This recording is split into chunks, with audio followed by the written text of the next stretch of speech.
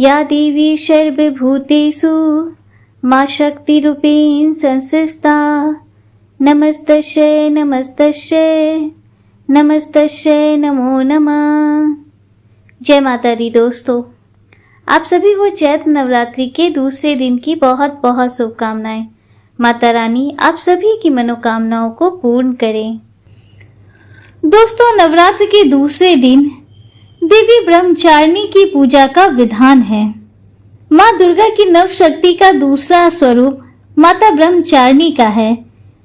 इस वीडियो में आज आप माँ ब्रह्मचारिणी की कथा, ब्रह्मचारिणी माँ की आरती और क्षमा प्रार्थना इसका श्रवण करने जा रहे हैं। दोस्तों, ब्रह्म का अर्थ तपस्या से है। माँ दुर्गा का यह स्वरूप भक्तों और सिद्धों को अनंत फल देने वाला है।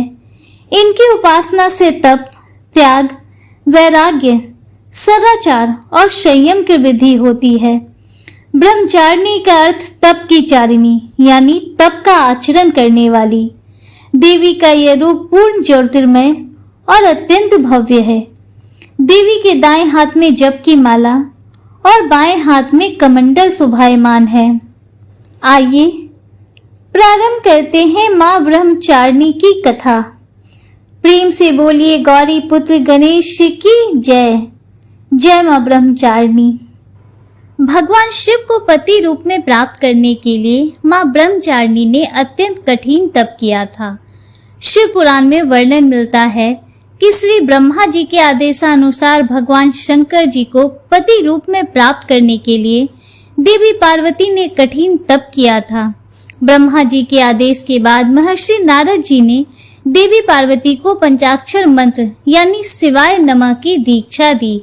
दीक्षा लेकर देवी पार्वती अपनी सखियों के साथ तपोवन में जाकर कठिन तपस्या में लीन रहने लगी। उनकी कठिन तपस्या का वर्णन हमें शिव पुराण में मिलता है। माता पिता की आज्ञा लेकर देवी पार्वती ने सबसे पहले राष्ट्रीय वस्त्रों का, अलंकारों का त्याग किया। उनकी जगह पर उन्होंने मूंछ की मेखला धारण कर ली, वलकर वस्त्र धारण कर लिए, हार को गले से निकालकर मृग चर्म धारण किया और फिर गंगावतरण नामक पावन क्षेत्र में सुंदर वेदी बनाकर वे तपस्या में बैठ गईं। अपने मन और सभी इंद्रियों का निग्रह कर सभी इंद्रियों को अपने वश में करके देवी पार्वती ग्रीष्म काल में अपने चारों ओर अग्नि जलाकर बीच में बैठ गईं। ऊपर से सूर्य के प्रचंड ताप को सहन करती हुई वे अपने तन को तपा रही थीं। वर्षा ऋतु में वे खुले आकाश के नीचे शिलाखंड पर बैठकर दिन रात जल की धारा से अपने शरीर को सींचती रहीं। भयंकर शीत ऋतु में जल के बीचों बीच रात दिन बैठकर उन्होंने कठिन तप किया।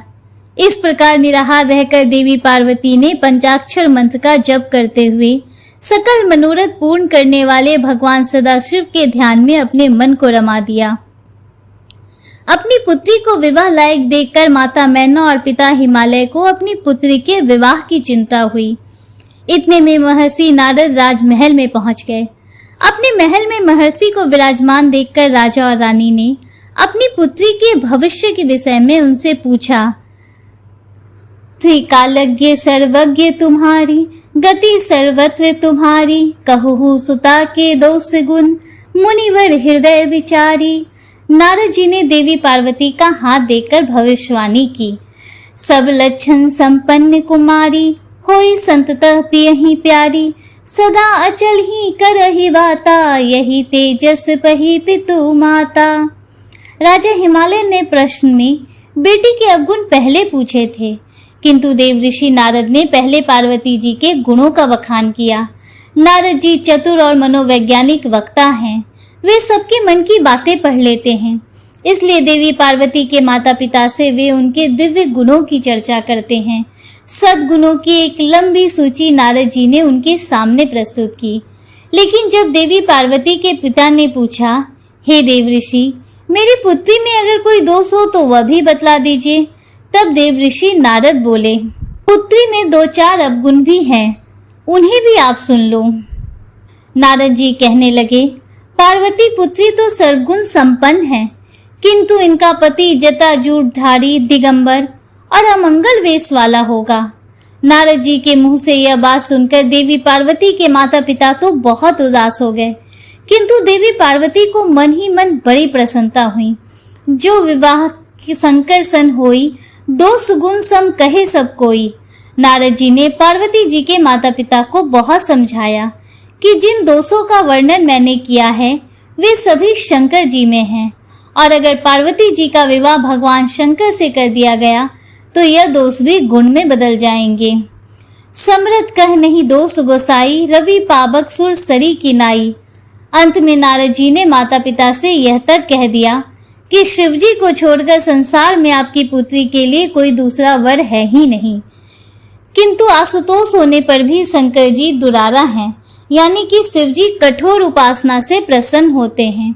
उनको प्राप्त करने का एक ही उपाय है, पार्वती जी वन में जाकर कठिन तपस्या में लीन हो जाएं। तब देव ऋषि नारद की प्रेरणा से अपने माता पिता की आज्ञा लेकर देवी पार्वती हिमालय के गहन वन में तपस्या करने के लिए चली गईं। पार्वती जी के तप में हट से अधिक भगवान शिव को प्राप्त करने का अनुराग है, इसलिए शिव जी के चरणों का ध्यान करते हुए उन्होंने सभी प्रकार के सुखों का त्याग कर दिया। भगवान शंकर के चरण कमलों में नित्य नूतन अनुराग होने के कारण अब तो उन्हें अपने शरीर की भी शुद्धि नहीं रही। उन्होंने तन और मन से पूरी तरह अपने आप को तपस्या में लीन कर लिया। 1000 वर्ष तक कंद मूल और फल और 100 वर्ष तक उन्होंने केवल शाक का आहार किया। कुछ दिन तक उन्होंने केवल पानी और हवा का सेवन किया और कुछ दिन के बाद इन्हें भी त्याग कर कठिन उपवास किया। फिर उन्होंने वृक्ष से गिरी हुई बेल की सूखी पत्तियां खाकर 3000 वर्ष बिताए। जब देवी पार्वती ने सूखी पत्तियां भी खाना बंद कर दिया तब उनका नाम पड़ गया अपर्णा।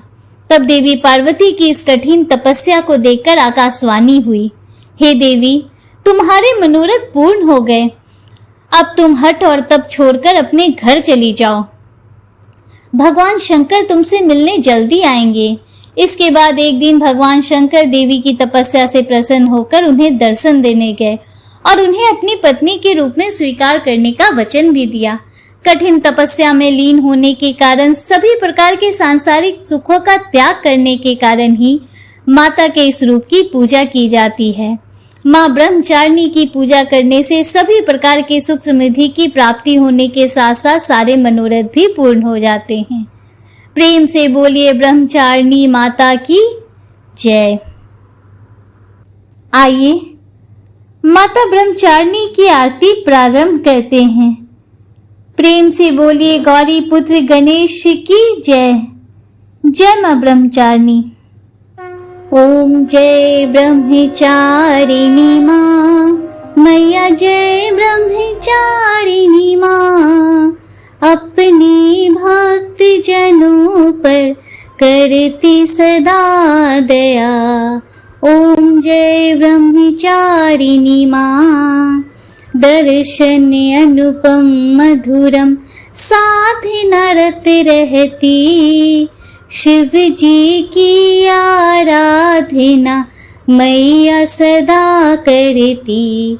ओम जय ब्रह्मचारिणी मां, बाएं हाथ में कमंडल दाहिने में माला, रूप ज्योतिर्मय अद्भुत सुख देने वाला।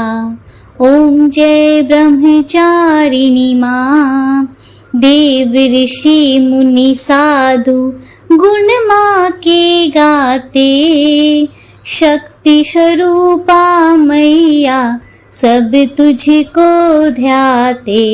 ओम जय ब्रह्मचारिणी मां, संयम तप वैराग्य प्राणी वो पाता, ब्रह्मचारिणी माँ को जो निस दिन ध्याता। ओम जय ब्रह्मचारिणी माँ, नव दुर्गा में मैया दूजा तुम्हारा स्वरूप, श्वेत वस्त्र धारिणी माँ ज्योतिर्मय तेरा रूप। ओम जय ब्रह्मचारिणी मां, दूज नवरात्रि मैया जो तेरा व्रत धारे, करके दया जग जननी तू उसको तारे। ओम जय ब्रह्मचारिणी माँ। शिव प्रिया शिवा ब्रह्मानी मैया दया कीजिए। बालक हैं हम तेरे चरण शरण लीजिए। ओम जय ब्रह्मचारिणी माँ। शरण तिहारी आई ब्रह्मानी माँ। करुणा हम पर दिखाओ शुभ फल की दाता। ओम जय ब्रह्मचारिणी माँ। ओम जय ब्रह्मचारिणी माँ। आइए अब हम लोग सब साथ मिलकर क्षमा प्रार्थना करते हैं, जिससे कि कथा के श्रवण और पाठन में यदि हमसे कोई भूल चूक हुई हो तो माता रानी उसे क्षमा करें। परमेश्वरी, मेरे द्वारा दिन रात सहस्रों अपराध होते रहते हैं। यह मेरी दासी है, यूं समझकर मेरे उन अपराधों को तुम कृपा पूर्वक क्षमा करो। परमेश्वरी, मैं आवाहन नहीं जानती, विसर्जन करना नहीं जानती तथा पूजा करने का ढंग भी नहीं जानती, क्षमा करो। देवी सुरेश्वरी, मैंने जो मंत्रहीन, क्रियाहीन और भक्तिहीन पूजन किया है वह सब आपकी कृपा से पूर्ण हो। सैकड़ों अपराध करके भी जो तुम्हारी शरण में जा जगदम कहकर पुकारता है उसे वह गति प्राप्त होती है जो ब्रह्मादि देवताओं के लिए भी सुलभ नहीं है। जगदम्बिके, मैं अपराधी हूँ, किंतु तुम्हारी शरण में आई हूँ। इस समय दया की पात्र हूँ, तुम जैसा चाहे वैसा करो। देवी परमेश्वरी, अज्ञान से, भूल से अथवा बुद्धि भ्रांत होने के कारण मैंने जो न्यूनता या अधिकता कर दी हो वह सब क्षमा करो और प्रसन्न हो। सच्चिदानंद स्वरूपा परमेश्वरी, जगन माता कामेश्वरी, तुम प्रेम पूर्वक मेरी ये पूजा स्वीकार करो और मुझ पर प्रसन्न रहो। देवी सुरेश्वरी, तुम गोपनीय से भी गोपनीय वस्तु की रक्षा करने वाली हो। मेरे निवेदन किए हुए इस जप को ग्रहण करो, तुम्हारी कृपा से मुझे सिद्धि प्राप्त हो।